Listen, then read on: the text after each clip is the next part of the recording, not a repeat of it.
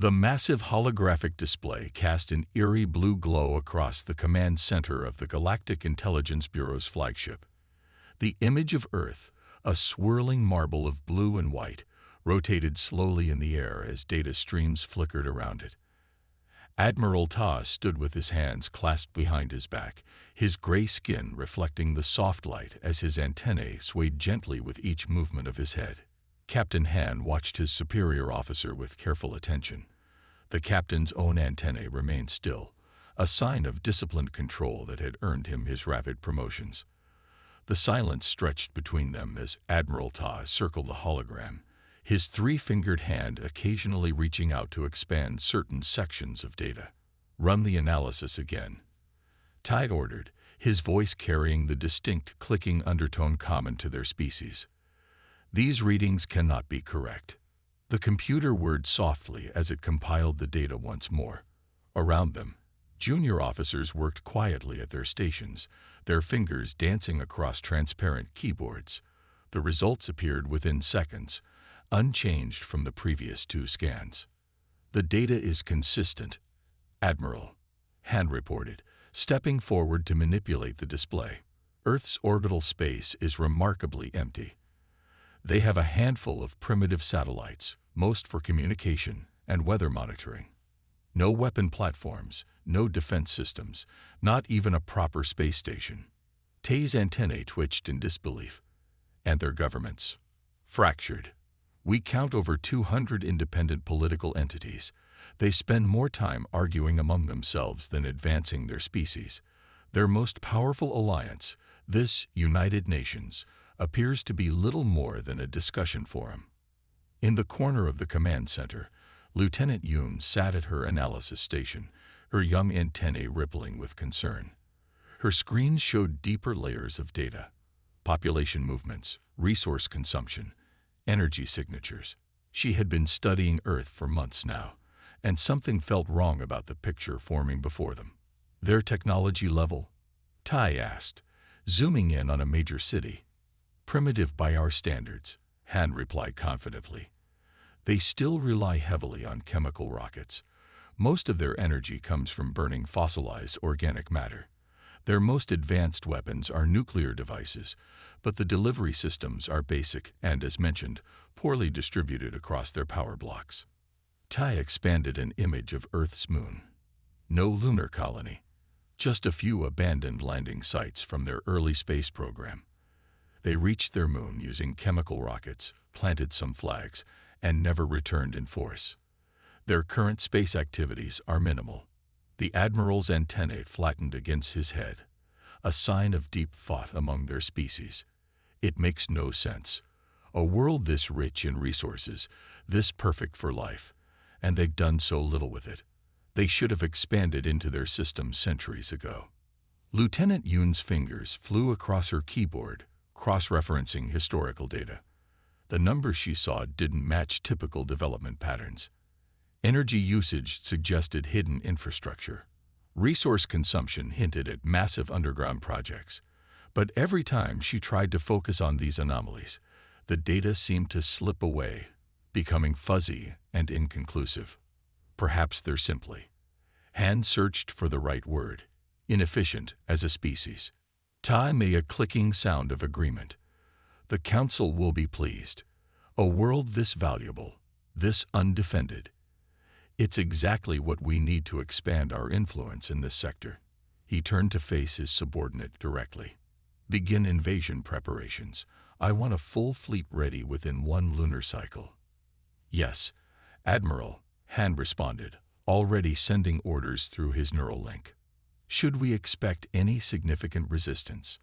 Their military forces are divided by national boundaries.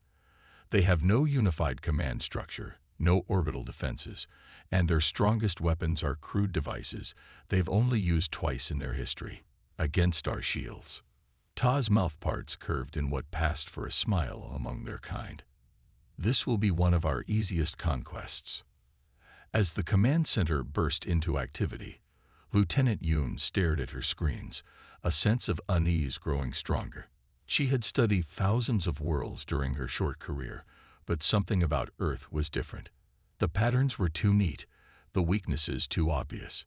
It was as if she shook her head, her antennae wavering with uncertainty, as if they were looking at exactly what Earth wanted them to see. But when she tried to voice her concerns to her immediate superior, she was quickly dismissed. Focus on your assigned tasks, Lieutenant. Leave strategy to those with experience. The next few hours passed in a blur of preparation. Invasion plans were drawn up, fleet positions were assigned, and target lists were compiled. Through it all, Lieutenant Hume continued her analysis, gathering more data that seemed to contradict their basic assumptions. But each piece of evidence was circumstantial, nothing concrete enough to take to the Admiral. As she watched Admiral Tai and Captain Han confidently discuss their invasion strategy, Hume couldn't shake the feeling that they were making a terrible mistake. The humans' apparent weakness seemed too perfect, too convenient. But she was just a junior analyst, barely 2 cycles out of the academy.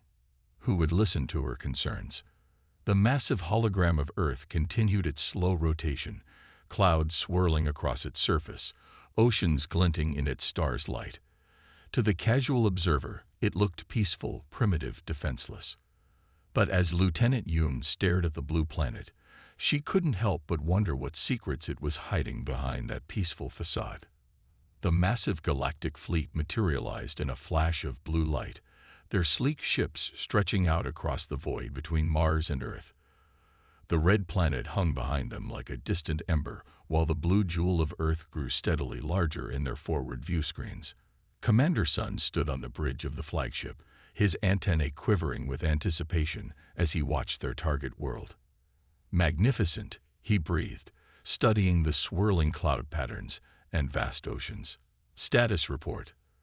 All ships present and accounted for. Commander, his tactical officer reported. No detection of any defensive systems. Their primitive satellites don't even seem to have noticed our arrival. Sun nodded, pleased. The invasion force consisted of 50 main battleships, each carrying thousands of troops and enough firepower to level a small continent. Around these capital ships swarmed hundreds of smaller support vessels and fighter craft. It was enough force to conquer 3 worlds, but the Council had insisted on an overwhelming show of force. Very well. Begin the standard first contact protocol. Send the surrender broadcast on all frequencies, translated into every language our databases have for this world. The message was simple and had worked on countless worlds before. Submit to the Galactic Alliance or face immediate destruction. Most civilizations at Earth's development level surrendered immediately upon seeing the fleet's power. What happened next surprised everyone except Lieutenant Hume. The communication channels exploded with responses, hundreds of different signals, all competing for attention. The bridge's speakers crackled with overlapping voices in dozens of languages. This is the President of the United States. We will never surrender to alien aggression. The People's Republic welcomes our space brothers and offers full cooperation. The European Union demands immediate withdrawal of all alien forces. The African coalition requires time to convene an emergency session. Commander Sun's antennae twitched in amusement as his communication officers struggled to sort through the chaos. Some human nations were threatening nuclear retaliation. Others were offering unconditional surrender. Several seemed unable to decide if the broadcast was real or some sort of hoax. Perfect, Sun said, satisfied. Just as intelligence predicted, they can't even agree on how to respond to a simple surrender demand. In her corner of the command center, Lieutenant Hume frowned at her displays. Something about the transmission patterns caught her attention. The chaos appeared random at first glance, but as she analyzed the signal sources and timing, she noticed subtle patterns. The responses were coming in perfect waves, almost like. Commander, she spoke up, then hesitated as all eyes turned to her. Sir, I'm detecting some unusual. Not now, Lieutenant. Sun dismissed her with a wave. We have an invasion to begin. Signal the landing forces to prepare for deployment. Target their largest population centers first. Hume returned to her screens, her concern growing. The human responses weren't just chaotic. They were too chaotic. Each transmission seemed designed to contradict the others, creating maximum confusion. And beneath the surface chaos, she detected encrypted signals passing between human nations that nobody else seemed to notice. The massive landing ships began moving into position, their hulls glowing red as they prepared to enter Earth's atmosphere. Smaller scout ships moved ahead, testing for any hidden defenses. "Sir," one of the scout pilots reported, "we're detecting no military response. Their aircraft are maintaining normal flight patterns. Their ground forces appear to be staying in their bases." "Of course they are," Sun replied confidently. "They're paralyzed by indecision, each nation waiting to see what the others will do." He turned to his tactical officer. "Begin the landing sequence. Tell our forces to expect minimal resistance." Lieutenant Yoon watched the tactical display with growing unease. The humans' military forces were indeed staying in their bases, all of them, across every nation. No mobilization, no panic, no attempts to shoot down the scout ships. It was as if they were completely unconcerned about the massive invasion fleet hovering above their world. Or as if they were waiting for something. She tried one more time. "Commander, the pattern of their responses." "Lieutenant," Sun cut her off sharply, his antennae rigid with annoyance. "Return to your assigned duties. The invasion proceeds exactly as planned." Yoon fell silent, watching as the first wave of landing ships entered Earth's atmosphere. The massive vessels descended toward their targets: New York, London, Beijing, Moscow, Tokyo, and other major cities. On her screens, those strange encrypted signals between human nations increased. Their regular military channels remained quiet, but there was something else, something hidden in the background noise that she couldn't quite decode. The first landing ships were now passing through the cloud layer, their sensors reporting no resistance, no attempts at defense, not even emergency evacuations of the target cities. Everything was proceeding perfectly according to plan. Too perfectly, Yoon thought. But she kept her concerns to herself as she watched the ships descend, unable to shake the feeling that they were all walking into a trap that had been centuries in the making. Commander Sun stood proudly on his bridge, antennae swaying in satisfaction as he watched the invasion begin. "Send word to Admiral Ta. Phase 1 proceeds exactly as predicted. Earth will be ours before their sun sets." The command center erupted in celebratory clicks and whistles. Only Lieutenant Yoon remained silent, her eyes fixed on those mysterious background signals that nobody else seemed to notice or care about. As the landing ships touched down on Earth's surface, she couldn't help but wonder, who was really in control of this invasion? Major Jin's footsteps echoed off the empty buildings of New York City. The morning sun cast long shadows between the towering structures, creating dark patches that made his soldiers nervous. This was the third day of their occupation, and something wasn't right. The streets should have been full of humans going about their daily routines by now. Other conquered species always returned to their normal lives within days of surrender. But here, the humans kept disappearing. "Keep your sensors active," Jin ordered his patrol of 20 soldiers. Their advanced combat suits hummed softly as they moved through the abandoned streets. "Check every building." The wind whistled between the buildings, carrying scraps of paper and debris. Abandoned vehicles lined the streets, some with their doors still open as if their owners had simply walked away. Store windows remained intact but dark. No looting, no vandalism, just emptiness. "Command, this is Ground Force 7, Jin reported, his antennae twitching with unease. "We're in Sector 5 again. Same situation. No civilians, no resistance. The humans have vanished." Static crackled through his communication link. He could barely make out the response. "Continue patrol. Maintain surveillance." Jin started to request clarification when he noticed something odd about the street ahead. The pattern of the concrete looked slightly different. His combat training screamed danger, but before he could warn his troops, the ground exploded. Not with the plasma bursts or energy weapons they had expected from Earth's military, but with simple chemical explosives.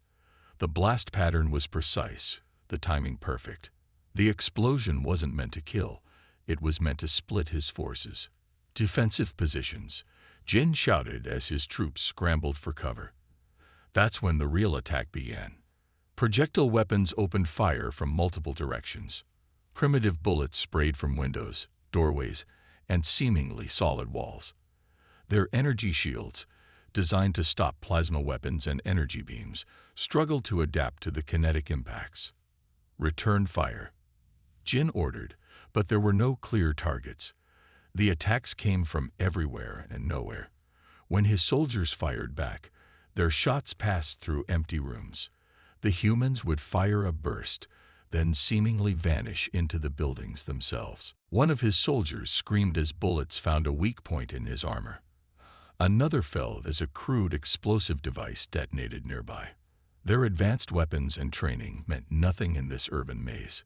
Command, we need immediate support, Jin shouted into his comlink. The only response was more static. The attack continued for several minutes, though it felt like hours. Every time his forces tried to move to a better position, more explosions would force them back. The humans never showed themselves, never presented a clear target. They just kept firing, kept moving, kept bleeding his patrol dry with their primitive but deadly weapons. Finally, Jin gave the order he never thought he'd give. Retreat. Fall back to base. As they ran, more explosions followed them, herding them down specific streets. Jin realized with horror that even their retreat was being controlled. They were mice in a maze, and the humans were directing their every move. By the time they reached the safety of their base, half of Jin's patrol was dead or wounded. Their advanced armor was pocked with bullet holes, their morale shattered. How had simple chemical-propelled projectiles and crude explosives done this much damage to elite galactic troops? In the command center's medical bay, as doctors treated a wound in his leg, Jin finally read Lieutenant Yoon's warning report that had been sitting unread in the command coup. His antennae went rigid as he read her analysis of human warfare history. They don't fight like other species, she had written. They don't engage in formal battles or follow expected military doctrine. They turn their cities into weapons. They use their apparent primitiveness as an advantage. Every civilian is a potential combatant. Every building is a potential fortress, and they have been perfecting these tactics for centuries. Jin looked out the window at the seemingly peaceful city. Somewhere out there, the humans were watching, waiting, planning their next attack. Their weapons might be primitive, but their tactics were anything but. On his datapad, another report flashed. Similar attacks had happened in every occupied city across the planet. The humans weren't trying to drive them off. Not yet. They were testing, probing, learning their enemies' weaknesses, and they were teaching the galactic forces a costly lesson about underestimating a species based on their technology level. As night fell over New York, more patrols headed out into the streets. Jin watched them go, knowing that somewhere in the darkness, the humans were waiting. His antennae twitched at every shadow, every sound. For the first time in his military career, Major Jin felt fear, not of advanced weapons or overwhelming force, but of an enemy he couldn't see, using weapons he had dismissed as primitive, fighting in ways his training had never prepared him for. The humans weren't gone. They were just getting started. The War Council chamber aboard the flagship hummed with tense energy as Captain Kang stood before the assembled officers. His antennae drooped with exhaustion after 3 sleepless cycles of dealing with constant attacks and system failures. It's not just their resistance fighters anymore, Kang explained, gesturing to the holographic display showing multiple city grids. Every piece of human infrastructure we try to control turns against us. Yesterday, we finally managed to access their power grid in London. Within hours, surge cascades damaged half our command equipment. In Tokyo, their traffic control systems redirected our supply convoys into ambushes. Their cellular networks corrupt our communication protocols the moment we tap into them. Admiral Ta paced the chamber, his claws clicking against the metallic floor. The other officers watched nervously as their commander's antennae twitched with barely controlled fury. "These are primitive systems," Ta growled. "Basic electromagnetic technology. How are they defeating our best cyber warfare units?" "Sir," Lieutenant Yoon's voice cut through the tension. She had spent days gathering courage for this moment. "I believe I can explain." All eyes turned to the young analyst. Several officers clicked their mandibles in disapproval at her interruption, but Yoon forced herself to continue. "Permission to display my findings." Admiral Ta waved a clawed hand in approval. Yoon's fingers danced across her console, and the main holographic display filled with historical images and data streams. "I've been studying Earth's military history," she explained. "What we're experiencing isn't new to them. They've been perfecting these tactics for centuries, against themselves." The display showed images of past human conflicts: resistance fighters in jungles, urban warfare in ancient cities, primitive-looking soldiers engaging much better equipped forces. "This is from what they call World War II," Yoon continued, highlighting specific scenes. Occupied populations turned every piece of infrastructure into a weapon against their invaders. Railways would mysteriously lead military trains into traps. Communication lines would carry false information. Power stations would explode when enemies tried to use them. Captain Kang leaned forward, his antennae rigid with attention. "But that was with primitive technology. We have quantum computers, AI systems." "Which may be our weakness," Yoon interrupted. "Their systems are simple, but they know every flaw, every possible way to subvert them. They've had centuries to practice. Look at this." The display shifted to more recent conflicts. They call it asymmetric warfare. Small forces defeating larger, more advanced opponents by turning their own technological superiority against them. The chamber filled with uneasy clicking as the officers watched humans using simple tools and tactics to defeat sophisticated military equipment. Admiral Tay's antennae flattened against his head as he studied the patterns. "Every time we think we've secured a system," Yoon explained, "they've already prepared ways to sabotage it. The cellular networks we're trying to use. They built them with hidden protocols we're only now discovering. The power grids, they can reconfigure them in ways our engineers don't understand. But their technology is inferior," another officer protested. "Yes," Yoon agreed. "And that's what makes it dangerous. We expected advanced defenses, AI countermeasures, quantum encryption. Instead, they're using mechanical switches, physical sabotage, and human intelligence networks that our systems can't detect or predict." The display showed more recent events: galactic vehicles disabled by simple electromagnetic pulses, communication networks corrupted by basic computer viruses, supply lines disrupted by manually changed road signs. "They're not trying to match our technology," Yoon concluded.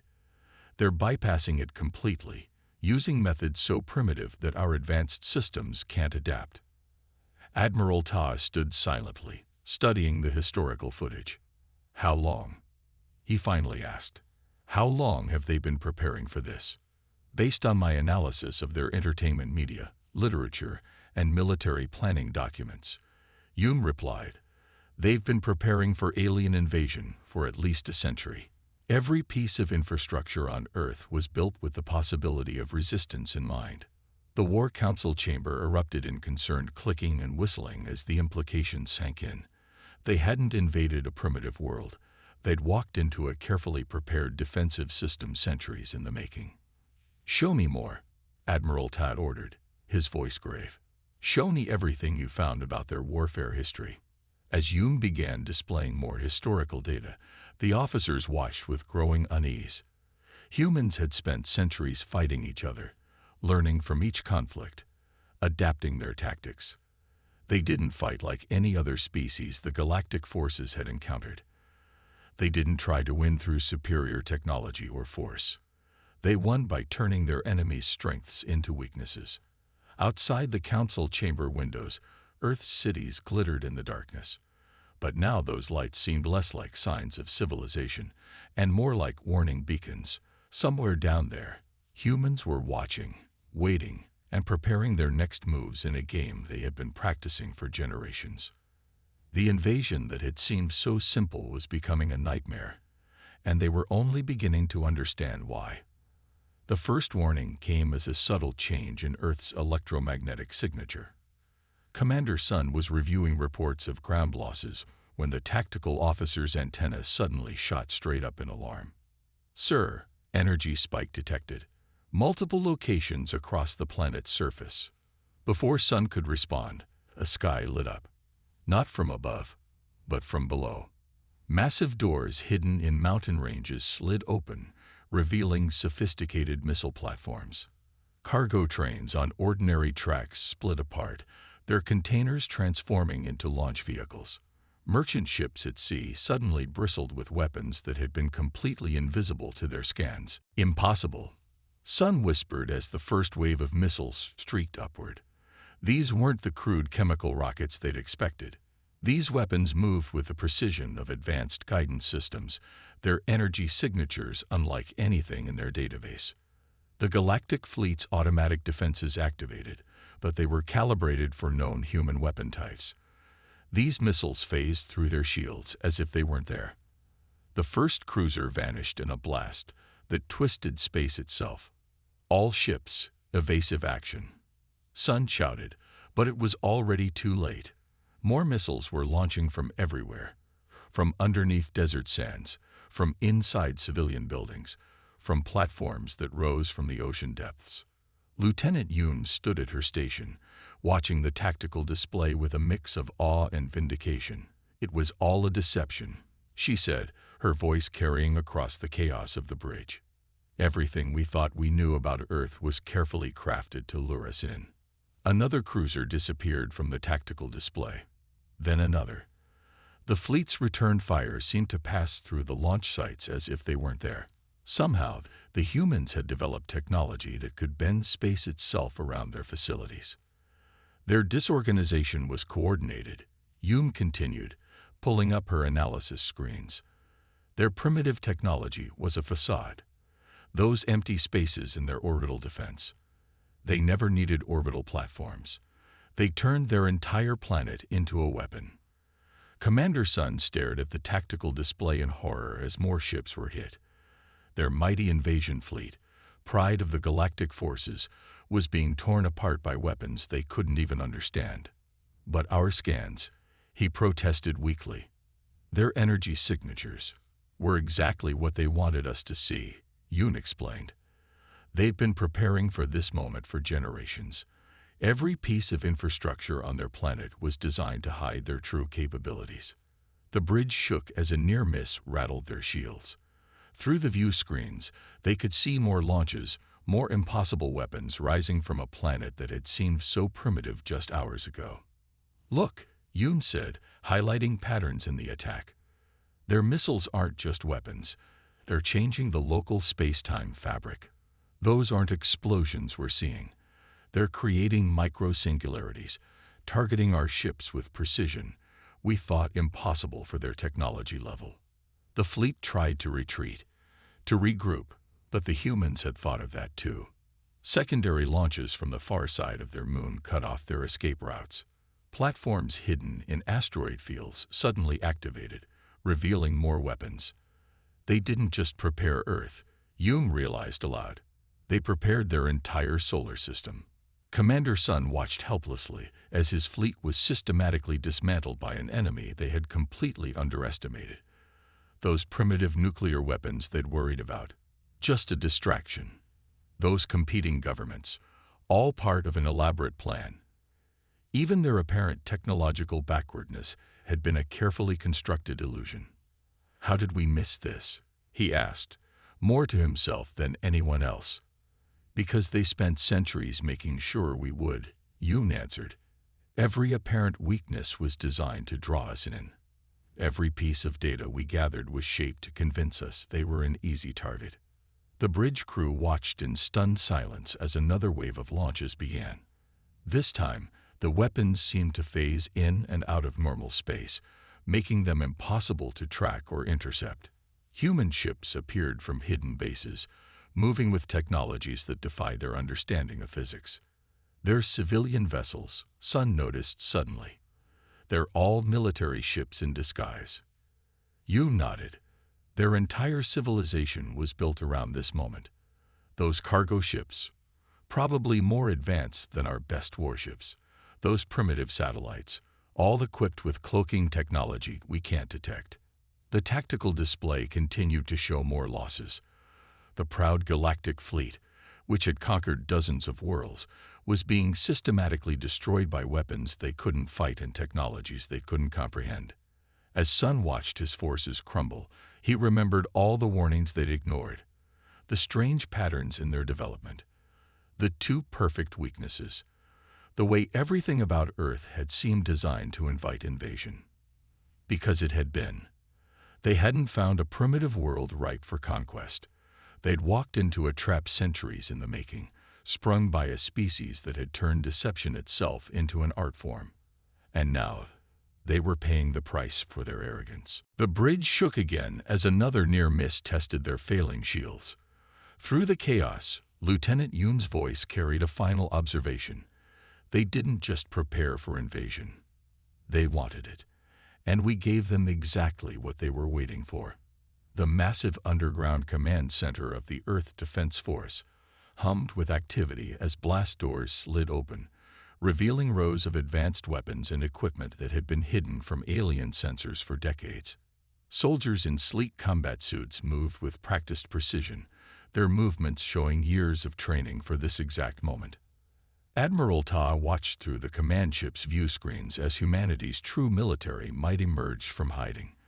Vases appeared from beneath desert sands, rose from ocean depths, and emerged from mountain sides that had appeared solid just moments before. Each facility housed technology that shouldn't have been possible for Earth's supposed development level. "Sir," his tactical officer reported, antennae trembling, "we're detecting new energy signatures. Everywhere. They're nothing like what our initial scans showed. These readings suggest technology at least equal to our own, possibly more advanced in some areas." The EDF forces moved with terrifying coordination.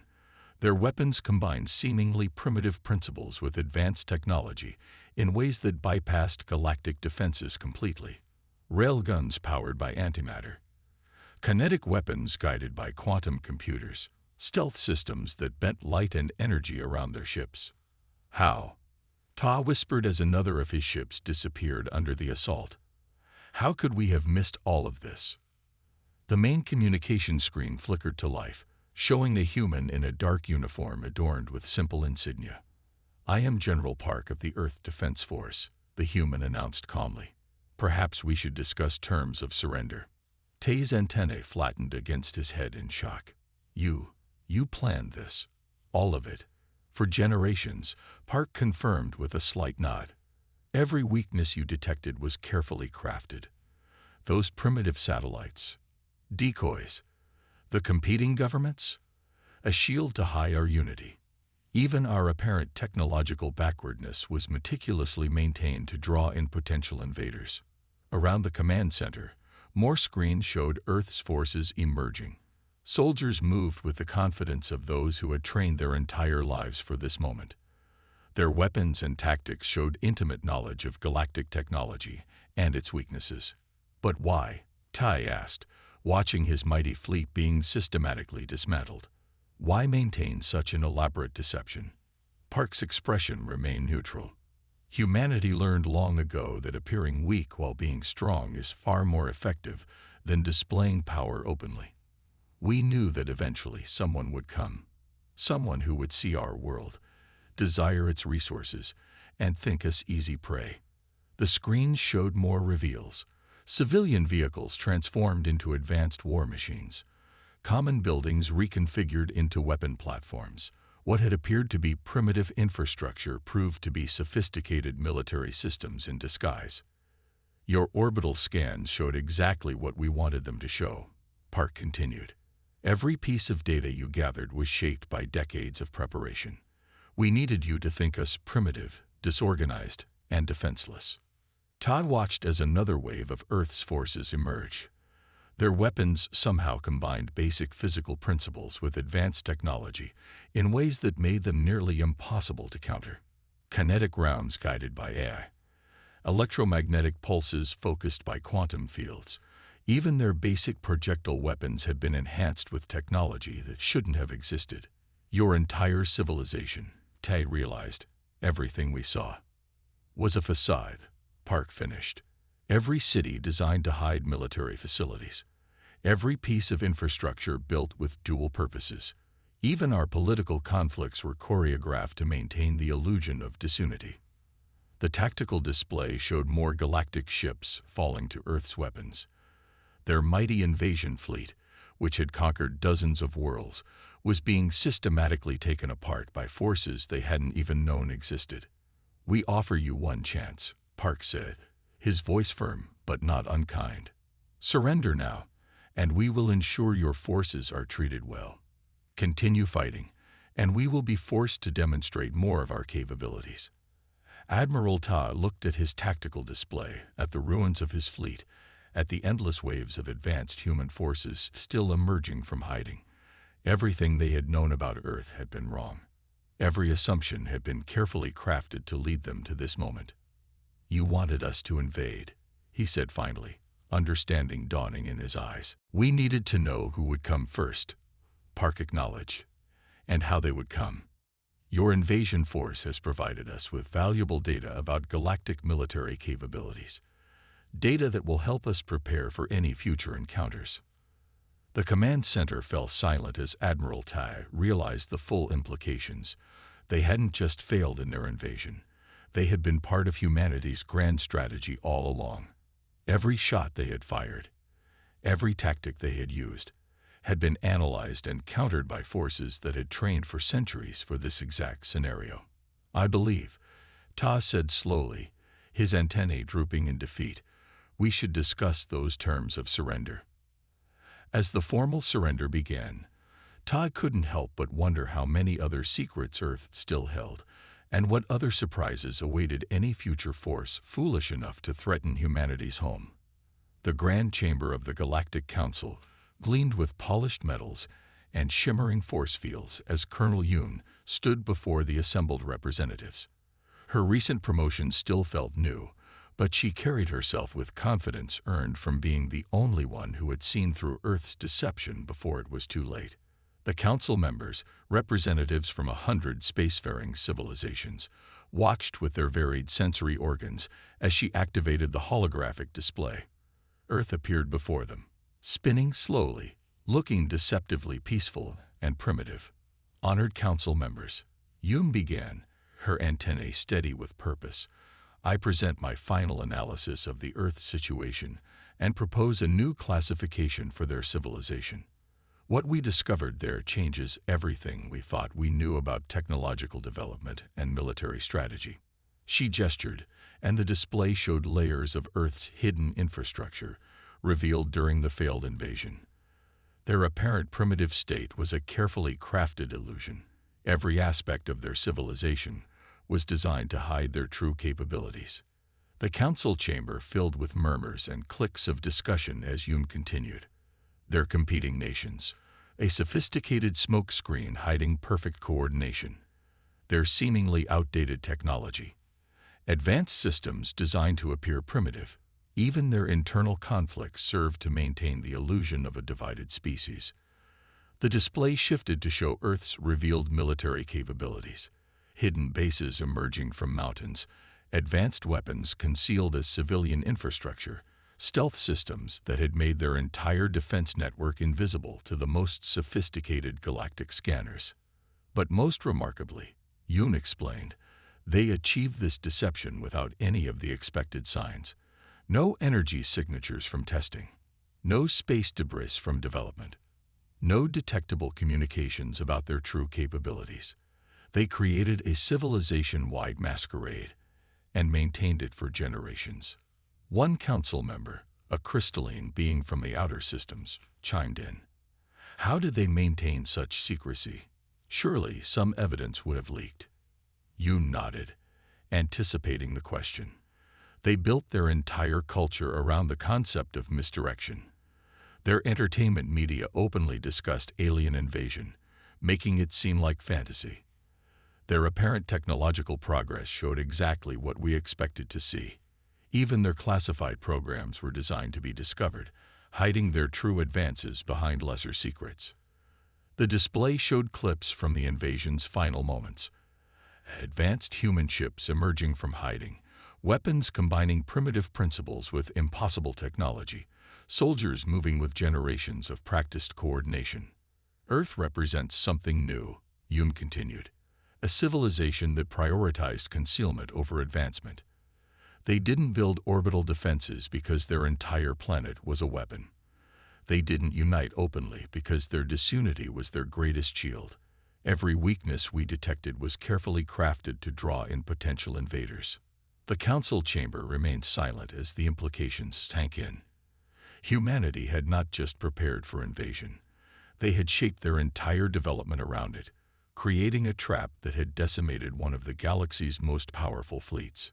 I propose a new classification, Yoon stated firmly. Earth should be designated as a sovereign system, too dangerous to attack, too unpredictable to ignore. Their technology, their strategies, their very way of thinking represents something we've never encountered before. The Council's vote was unanimous. Earth would be left alone, marked as a system that had earned its independence through cunning and preparation rather than open strength. Later, in her private quarters aboard the Council station, Colonel Yoon received an encrypted message on a channel that shouldn't have existed. The message bore General Park's signature. "Thank you for seeing what others missed. Earth's doors are always open to those who come in peace." Yoon smiled as she composed her reply. The humans had proven themselves masters of deception, but also of diplomacy. They had crushed the invasion not just to defend themselves, but to establish their position in the galaxy. Now they were reaching out to those who had shown wisdom rather than aggression. As she looked out at the stars through her quarters viewport, Yoon reflected on how thoroughly Earth had changed galactic politics. They had shown that true strength didn't lie in open displays of power, but in the ability to hide it until the perfect moment. Their victory hadn't just been military, it had been philosophical. The galactic civilization would never again judge a species solely by what they could see. Earth had taught them that sometimes the most dangerous predators were the ones that looked harmless at first glance, and in doing so, they had earned not just their independence, but the respect of an entire galaxy. Yoon's antennae swayed gently as she saved her final report. The humans had their first allies in the galaxy, those who had learned to look past appearances and see the truth behind the deception. She had a feeling this was exactly what they had been planning all along. After all, the best traps didn't just catch their prey. They changed the way everyone thought about hunting.